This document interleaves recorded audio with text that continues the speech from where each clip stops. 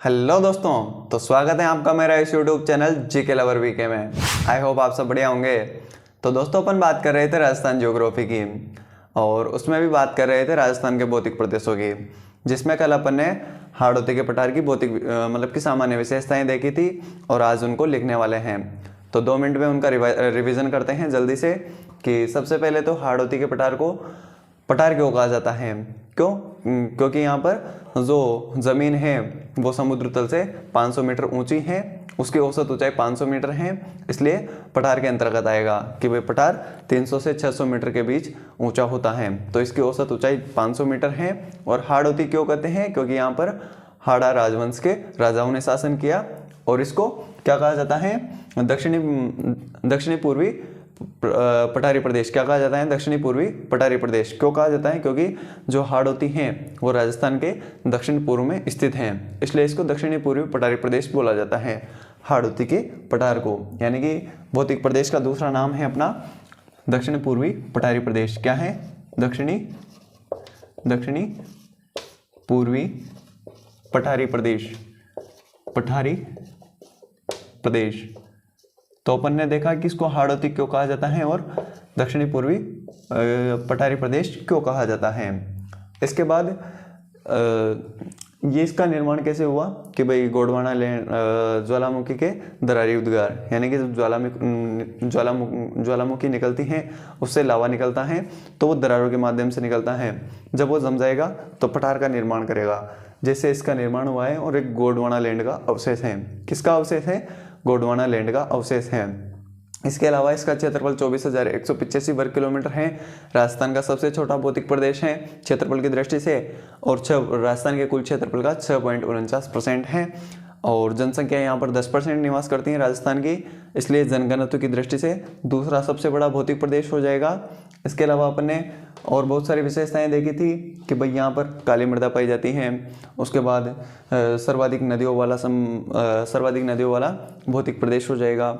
चंबल नदी इसकी मुख्य नदी हो जाएगी। इसका ढलान दक्षिण से उत्तर की ओर हो जाएगा या दक्षिण पश्चिम से उत्तर पूर्व की ओर हो जाएगा। और सर्वाधिक नदियों वाला हो गया। बंगाल की खाड़ी मानसून शाखा राजस्थान में सर्वप्रथम हाड़ौती के पठार से प्रवेश करती हैं, इसलिए सर्वाधिक वर्षा और सर्वाधिक आर्द्रता वाला भौतिक प्रदेश भी ये हो जाएगा। मतलब कि सबसे आर्द्र जलवायु यानी कि अति आर्द्र जलवायु वाला भौतिक प्रदेश हो जाएगा और सर्वाधिक आर्द्रता वाला भौतिक प्रदेश। इसके अलावा बहुत सारी विशेषताएं हैं, जैसे कि यहाँ पर क्रिटेशियस कालीन बेसाल्ट चट्टानें या बाह्य आग्नेय चट्टानें पाई जाती हैं, जिसमें बलुआ पत्थर और एल्यूमिनियम निकलता है। क्या निकलता है? बलुआ पत्थर और एल्यूमिनियम निकलता है। बहुत सारी विशेषताएं हैं, तो जल्दी से एक एक को लिख लेते हैं। तो सबसे पहले हाड़ौती नामकरण देखते हैं। नामकरण कैसे हुआ? हाड़ौती हुआ हाड़ा वंश के राजाओं ने शासन करने के कारण, राजाओं ने शासन किया। क्या किया? शासन किया। जैसे अपने मेवाड़ में गुल ने किया, मारवाड़ में राठौड़ों ने किया, और उसी तरह जयपुर आमेर में कछवाओं ने किया। उसी तरह हाड़ौती में हाड़ा वंश के राजाओं ने शासन किया। दक्षिणी पूर्वी पठारी प्रदेश की तो सिंपल सी बात है भाई, दक्षिण पूर्व में हाड़ौती आता है। और पठारी प्रदेश क्यों बोला जाता है? क्योंकि इसकी औसत ऊंचाई, यहाँ पे लिख देता हूँ, औसत ऊंचाई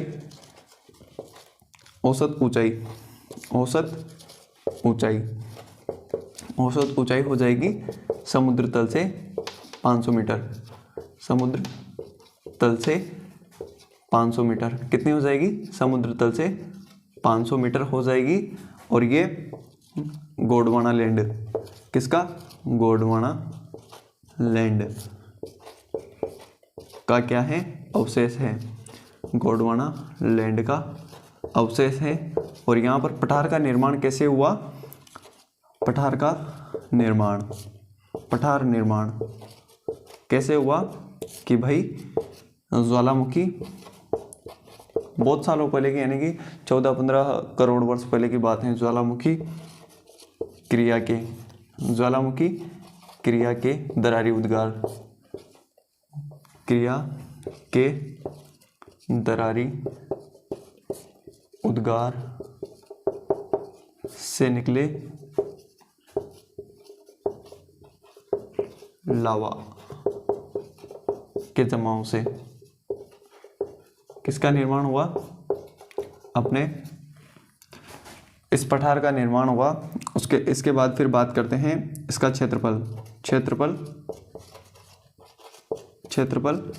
24,185 वर्ग किलोमीटर, 24,185 वर्ग किलोमीटर है, जो कि राजस्थान के कुल क्षेत्रफल यानी कि 3,42,239 वर्ग किलोमीटर राजस्थान के कुल क्षेत्रफल। कल अपन ने सबकी बात की है, अच्छे से समझा है, सबको याद किया है, आज बस लिख रहे हैं, नोट डाउन कर रहे हैं। राजस्थान के कुल क्षेत्रफल का 6.49% है। कितना है? 6.49%। जनसंख्या और क्षेत्रफल की दृष्टि से क्षेत्रफल सबसे कम है भाई इसका, चारों भौतिक प्रदेशों में। क्षेत्रफल की दृष्टि से राजस्थान का सबसे छोटा भौतिक प्रदेश, राजस्थान का सबसे छोटा भौतिक प्रदेश कौन सा हो जाएगा? अपना हाड़ौती का पठार हो जाएगा, सबसे छोटा भौतिक प्रदेश क्षेत्रफल की दृष्टि से। उसके बाद जनसंख्या कितनी हो जाएगी? राजस्थान की कुल जनसंख्या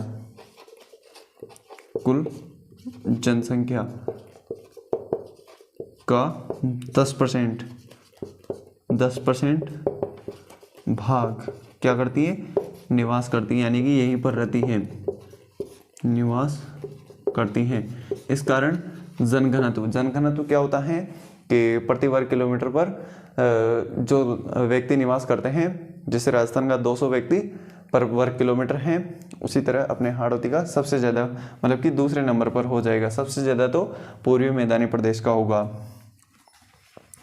तो निकाल लो भाई, 6.49% क्षेत्रफल है, 10% निकाल लो इसका, यानी कि 6.49 10%, यानी कि 100 से मल्टीप्लाई करो आप, तो इसको 649 होगा। कितना हुआ? 649 होगा। हाँ, 649 हो जाएगा। तो जनघनत्व की दृष्टि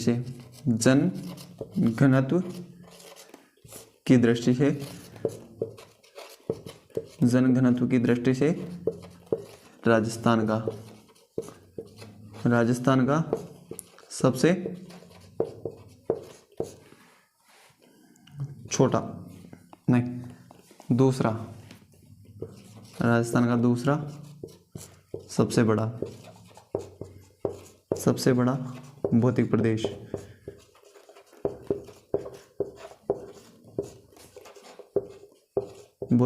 है। और आप जब राजस्थान का मैप देखेंगे तो इसके जस्ट नीचे मालवा है, मतलब क्या है, मध्य प्रदेश है, और मध्य प्रदेश का भी मालवा आता है। तो मालवा के पठार का उत्तरी भाग है भैया, ये मालवा के पठार का उत्तरी भाग है। ये इसकी कुछ सामान्य सी विशेषताएं हैं। कुछ और अगली विशेषताओं की बात करते हैं कि भाई ये अपने अरावली पर्वतमाला और विंध्याचल पर्वत के मध्य संक्रांति प्रदेश की तरह कार्य करता है। किसकी तरह? संक्रांति प्रदेश की तरह कार्य करता है। और बूंदी से सवाई माधोपुर के मध्य एक भ्रंश घाटी स्थित है, जिसको ग्रेट बाउंड्री फॉल्ट की संज्ञा दी गई है, महान सीमा भ्रंश की संज्ञा दी गई है। तो बात करते हैं अगली विशेषताओं की। तो अगली विशेषताओं में सबसे पहले इसका विस्तार लिखते हैं कि इसका विस्तार राजस्थान के कौन कौन से जिलों में है। विस्तार सिंपल है इसका, 4 जिले आते हैं। विस्तार 4 जिलों में। कितने जिलों में है? 4 जिलों में। कौन कौन से हो जाएंगे? कोटा, बूंदी, बारां, झालावाड़। कोटा, बूंदी, बारां, झालावाड़। कोटा, बूंदी, बारां, झालावाड़। कौन कौन से? कोटा, बूंदी, बारां, झालावाड़। इसके बाद अपने अरावली पर्वतमाला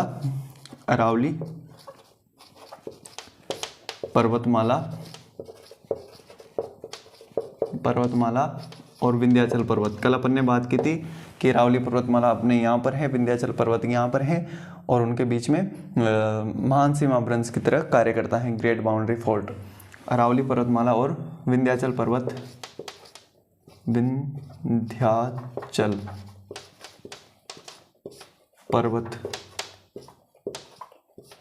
के मध्य एक भ्रंश घाटी स्थित है। क्या स्थित है? भ्रंश घाटी स्थित है इसी हाड़ौती प्रदेश में, भ्रंश घाटी स्थित, जिसे ग्रेट बाउंड्री फोल्ट, जिसे महान सीमा भ्रंश या great boundary fault, great boundary fault की संज्ञा दी गई।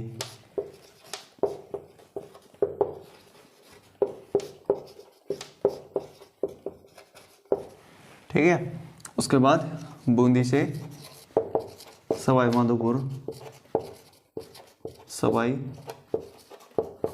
माधोपुर मध्य एक संक्रांति प्रदेश है। क्या है? संक्रांति प्रदेश। हाड़ौती के पठार में स्थित होने के कारण संक्रांति प्रदेश है यहाँ पर, बूंदी और सवाई माधोपुर के मध्य। इसके बाद बात करते हैं कि भाई यहाँ पर क्रिटेशियस कालीन औषधि चट्टानें, क्रिटेशियस कालीन औषधि चट्टानें, क्रिटेशियस काल में इसका निर्माण हुआ था। क्रिटेशियस कालीन औषधि चट्टानें पाई जाएंगी इस कारण, औषधि चट्टानें या बाह्य आग्नेय चट्टानें, बाह्य आग्नेय चट्टानें हैं पाई जाती, जिनमें बलुआ पत्थर, कौन सा पत्थर? बलुआ पत्थर। क्या होता है? ये अधात्विक होता है बलुआ पत्थर, यानी कि इसमें धातु नहीं पाई जाती है, अधात्विक। और धात्विक में हो जाएगा एल्यूमिनियम और एल्यूमिनियम धात्विक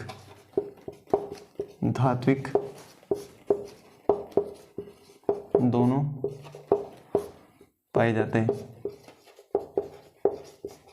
हैं। इसके अलावा बॉक्साइट के भंडार भी कोटा में है।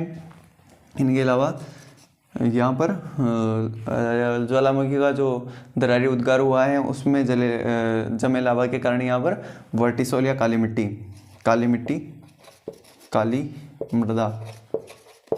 या वर्टिसोल का विस्तार है। किसमें है? हाड़ौती के पठार में, कोटा, बूंदी, बारां, झालावाड़ में विस्तार है काली मृदा या वर्टिसोल का विस्तार है। उसके बाद इसमें यहाँ सोयाबीन,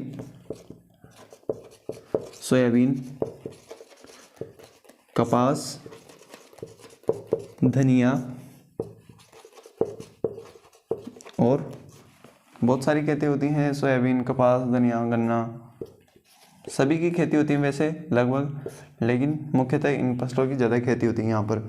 सोयाबीन इम्पोर्टेंट है, सोयाबीन सर्वाधिक अपने बारां में होती हैं। यहाँ सोयाबीन, कपास, धनिया आदि की खेती और सर्वाधिक नदियों वाला संभाग, क्या संभाग भी कह सकते हैं, और हाड़ौती का पठार सर्वाधिक नदियों वाला भौतिक प्रदेश, यानी कि जो विशेषताएं संभाग की है, कोटा संभाग की है, वही विशेषताएं अपने हाड़ौती के पठार की हो जाएंगी। सर्वाधिक नदियों वाला भौतिक प्रदेश। मुख्य नदी चंबल नदी हो जाएगी, मुख्य नदी चंबल नदी हो जाएगी, और जिसकी बहुत सारी सहायक नदियां हैं, अपन ने सबकी बात की थी चंबल नदी में, तो सर्वाधिक नदियों वाला हो जाएगा। इसके बाद मुख्य नदी चंबल नदी है, तो चंबल नदी किसके लिए प्रसिद्ध है? अवनालिका अपर्दन के लिए। इस कारण यहाँ पर मृदा द्वारा जलापर्दन की समस्या सर्वाधिक है।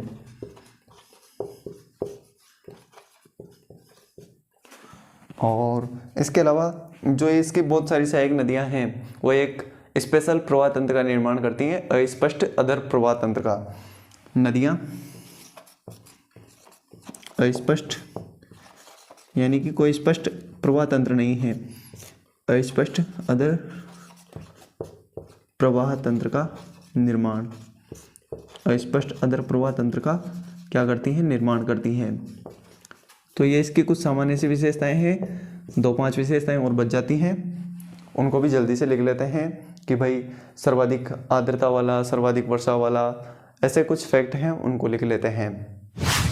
तो अगली विशेषताओं में अपन लिखने वाले हैं कि जो अपनी चंबल नदी है, हाड़ौती के पठार की मुख्य नदी चंबल नदी है, वो दक्षिण से उत्तर की ओर जाती हैं या दक्षिण पश्चिम से उत्तर पूर्व की ओर जाती हैं। तो अपने हाड़ौती के पठार का ढलान कैसा हो जाएगा, दक्षिण से उत्तर की ओर या फिर अपने दक्षिण पश्चिम से उत्तर पूर्व की ओर।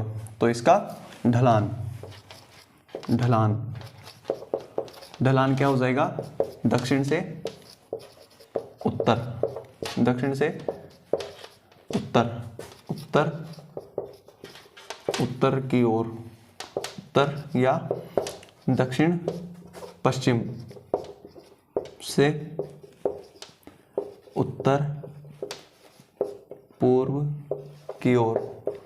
ठीक है, दक्षिण पश्चिम से उत्तर पूर्व की ओर। नदी को देखो आप तो, क्योंकि नदी ढलान की तरफ ही बहती है, ऊंची से नीचे की ओर ही बहती है। तो दक्षिण पश्चिम से उत्तर पूर्व की ओर अपनी चंबल नदी जाती है और इसकी सहायक नदियाँ दक्षिण से निकलती हैं और उत्तर की ओर इसमें जाकर मिल जाती हैं। तो इसका ढलान हो जाएगा। और जो बंगाल की खाड़ी मानसून शाखा है, दक्षिण पश्चिम मानसून शाखा, दक्षिण पश्चिम मानसून की जो शाखा है बंगाल की खाड़ी शाखा, वो हाड़ौती के पठार से राजस्थान में प्रवेश करती है, इसलिए यहाँ पर सर्वाधिक वर्षा यही शाखा करती है। और राजस्थान में 90% शाखा भी बंगाल की खाड़ी शाखा से ही वर्षा होती है, 90%, और 10% अरब सागरीय शाखा से होती है। तो लिखते हैं कि बंगाल की खाड़ी शाखा, बंगाल की खाड़ी शाखा का राजस्थान में प्रवेश, यहीं से राजस्थान में प्रवेश यहीं से होता है, यहीं से। और ये जो बंगाल की खाड़ी शाखा है, कुल वर्षा का 90%, कुल वर्षा का कितना, 90%, और 10% अरब सागरीय अपवाह तंत्र वाली शाखा, जो कि अरब सागरीय शाखा जो कि सीधे की सीधे निकल जाती हैं, अरावली पर्वतमाला के समानांतर निकल जाती हैं। तो सर्वाधिक वर्षा वाला संभाग हो जाए, भौतिक प्रदेश हो जाएगा सर्वाधिक वर्षा वाला भौतिक प्रदेश, सर्वाधिक वर्षा वाला भौतिक प्रदेश। कितनी वर्षा होगी यहाँ पर, 80 सेंटीमीटर से अधिक। कितनी, 80 सेंटीमीटर से अधिक वर्षा होगी। कितनी होगी, 80 सेंटीमीटर से अधिक वर्षा होगी यहाँ पर। और सर्वाधिक आर्द्रता वाला, सर्वाधिक आर्द्रता वाला भौतिक प्रदेश। भाई जहाँ पर बारिश होगी वहीं पर आर्द्रता रहेगी। आर्द्रता यानी कि नमी, जैसे बरसात के दिनों में नमी आ जाती है चारों तरफ, अपन को चिपचिपा महसूस होता है, वही नमी, वही आर्द्रता हो जाएगी। तो ये अपने हाड़ौती के पठार की कुछ मुख्य विशेषताएं हैं। इसके अलावा भी कुछ 1-2 विशेषताएं हैं, जैसे कि शहर या जनजाति अपने बारां में निवास करती हैं। उसके पश्चात औद्योगिक नगरी कोटा हो जाएगी, जहाँ पर इंद्रप्रस्थ औद्योगिक क्षेत्र मुख्य है। वैसे बहुत सारी विशेषताएं हैं हाड़ौती के पठार की, तो मेन तो यही हैं जो कि एग्जाम्स में पूछी जाती हैं। इसके बाद कल अपन देखेंगे हाड़ौती के पठार का वर्गीकरण। उच्चावच के आधार पर इसको 2 भागों में बांटा गया है, दक्कन का पठार और विंध्य कगार क्षेत्र। उसके बाद कल अपन डिटेल से करेंगे, क्योंकि वहाँ से भी अच्छे मतलब कि उनको भी अलग अलग टाइप में बांटा गया है, फिर उनको भी अलग अलग टाइप में बांटा गया है। सबकी एक सारणी की तरह से बात करेंगे और सबकी विशेषताएं देखते हुए चलेंगे। तो आई होप ये हाड़ौती के पठार की विशेषताएं आपको समझ में आ गई होगी और याद भी हो गई होगी, क्योंकि कल अपन ने बहुत अच्छे तरीके से इनको समझा था और आज अपन ने केवल नोट डाउन किया है। वैसे एक बार रिवाइज करा देता हूँ कि भाई हाड़ौती का पठार, सिंपल सी हाड़ा वंश के राजाओं ने शासन किया। पठार 500 मीटर ऊंचा है, इसलिए पठारी प्रदेश बोला जाता है। दक्षिण पूर्व में होने के कारण दक्षिणी पूर्वी पठारी प्रदेश बोला जाता है। और इसका क्षेत्रफल 24,185 वर्ग किलोमीटर राजस्थान के कुल क्षेत्रफल का 6.49% हो जाएगा। और जनसंख्या 10% निवास करती है। जनघनत्व की दृष्टि से राजस्थान का दूसरा सबसे बड़ा भौतिक प्रदेश हो जाएगा और क्षेत्रफल की दृष्टि से सबसे छोटा भौतिक प्रदेश हो जाएगा। उसके बाद अपने सामान्य सी विशेषताएं देखिए, भाई काली मिट्टी पाई जाती है। ज्वालामुखी के दरारी उद्गार से इसका निर्माण हुआ, इसलिए काली मिट्टी वर्टिसोल का जमाव हो गया और यहाँ पर बलुआ पत्थर और एल्यूमिनियम निकलता है। उसके बाद अपन ने भाई अरावली पर्वतमाला और विंध्याचल के मध्य संक्रांति प्रदेश है जिसे ग्रेट बाउंड्री फॉल्ट की संज्ञा दी गई है और बूंदी से सवाई माधोपुर के मध्य एक संक्रांति प्रदेश है। उसके बाद अपन ने देखा कि काली मिट्टी पाई जाती है। चंबल नदी इसकी मुख्य नदी है, इसका ढलान दक्षिण से उत्तर की ओर हो जाएगा या दक्षिण पश्चिम से उत्तर पूर्व की ओर हो जाएगा। उसके बाद फिर अपन ने चंबल नदी मुख्य नदी देख ली, सर्वाधिक नदियों वाला भौतिक प्रदेश हो जाएगा। उसके बाद सर्वाधिक वर्षा वाला हो जाएगा, सर्वाधिक आर्द्रता वाला, अति आर्द्र जलवायु पाई जाती है यहाँ पर। कौन सी जलवायु? अति आर्द्र जलवायु, अति आर्द्र जलवायु। और बंगाल की खाड़ी सागा अपने राजस्थान में हाड़ौती के पठार से प्रवेश करती हैं, इसलिए 90% राजस्थान की जो वर्षा होती है वो यहीं पर हो जाती है। 80 सेंटीमीटर से अधिक वर्षा अपने हाड़ौती के पठार में होती है। तो ये इसकी कुछ सामान्य सी विशेषताएं हैं, ज़्यादा कोई बड़ी विशेषताएं हैं नहीं, तो सिंपल सी है अपनी हाड़ौती का पठार। तो आई होप ये विशेषताएं आपको याद हो गई होगी और समझ में आ गई होगी। तो वीडियो पसंद आई हो तो वीडियो को लाइक और चैनल को सब्सक्राइब कर देना। मैं मिलता हूँ आपसे अगली वीडियो में, तब तक के लिए thank you, tata, bye bye.